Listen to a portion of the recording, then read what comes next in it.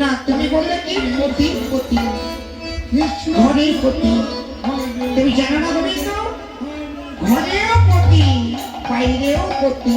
তুমি যে আমাদের পরম পতি তাই কি করবো জানো গোবিন্দ আগে যতটা করে তোমায় সাজাবো গোবিন্দ বলে না না না না আমি তোমার ওই মালা করবো না যাও চলে যাও তাই গোবিন্দ আমার সবাইকে দূর করে দাঁড়িয়ে দিচ্ছি যাও যাও